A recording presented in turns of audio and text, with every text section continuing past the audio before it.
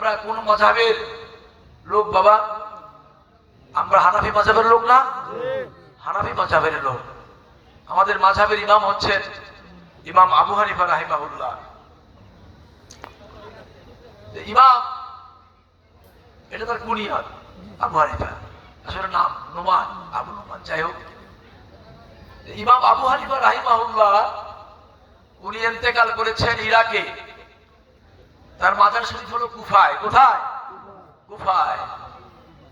আর উনি যখন ইন্তেকাল করছেন তখন ইন্তেকালের পরে আবু হানিফা ইন্তেকালের অনেক পরে প্যালেস্টাইনে ইমাম শাফি রাহিমাহুল্লাহর জন্ম হয়েছে।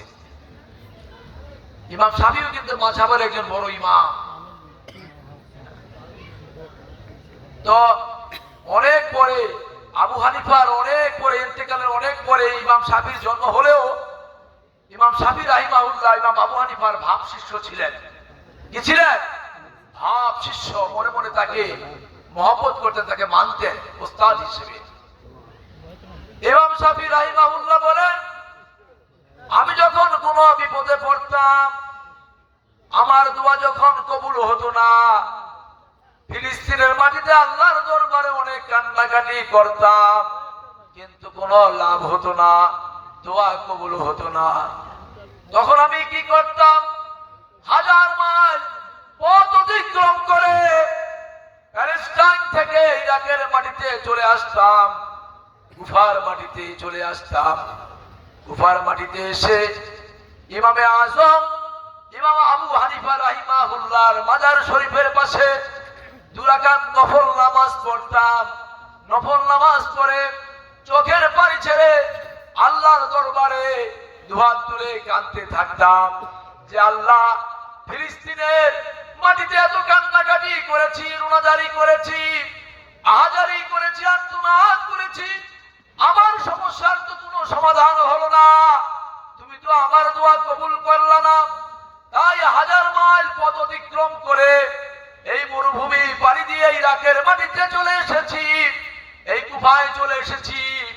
কুফায় তোমার ওলি, তোমার বন্ধু ইমামে আজম আবু হানিফা রাহিমাহুল্লাহর মাজার শরীফের পাশে 2 রাকাত নামাজ আদায় করেছি। নামাজ পড়ে তোমার দরবারে হাত তুলেছি, চোখের পানি ছাড়ছি, তোমার এই ওলির খাতিরে, তোমার ওলির উসিলায় আমার দোয়া তুমি কবুল করে নাও।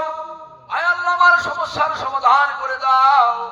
ইমাম শাফি রাহিমাহুল্লাহ কিতাবে বলেন, আমার দোয়া করতে শেষ হতে দেরি হলেও দেখতাম, খবর পাইতাম অল্প কিছুক্ষণের মধ্যেই আলহামদুলিল্লাহ আমার সমস্যার সমাধান হয়ে গেছে।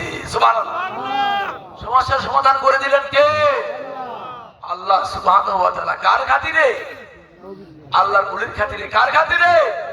আল্লাহর ওলির খাতিরে, আল্লাহর ওলির উসিলায়। আরে বাবা, আমি যত বড় মাওলানা হয়ে থাকি, যত বড় মুফতি হয়ে থাকি, আমি তো আল্লাহর ওলির মতো পবিত্র হতে পারি না। পারছি?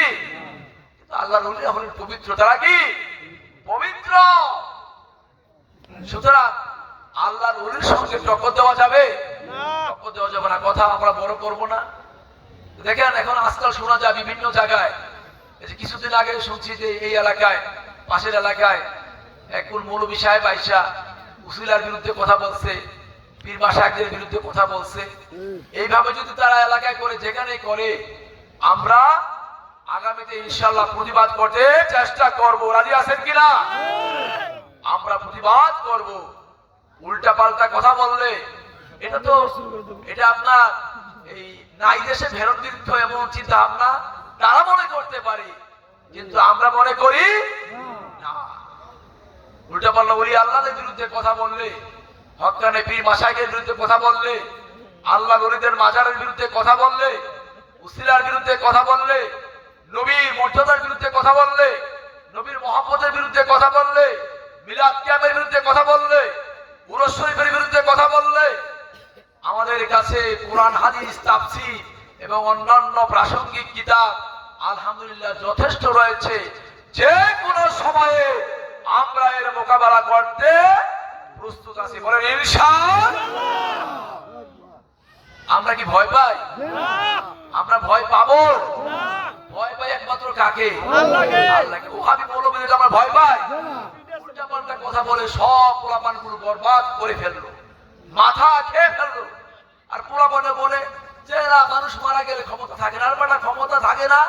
তুই মারা গেলে তোর ক্ষমতা থাকবে না, তোর বাপ মারা গেলে তোর বাপের ক্ষমতা থাকবে না, তোর দাদা মারা গেলে তোর দাদার ক্ষমতা থাকে না। কিন্তু আল্লাহর ওলিরা ইন্তেকাল করলে রওজা শরীফে তাদের ক্ষমতা আল্লাহ পাক কিয়ামত পর্যন্ত দিয়ে রেখেছেন। সুবহানাল্লাহ। কথা বিশ্বাস হয়? বিশ্বাস করতে হবে।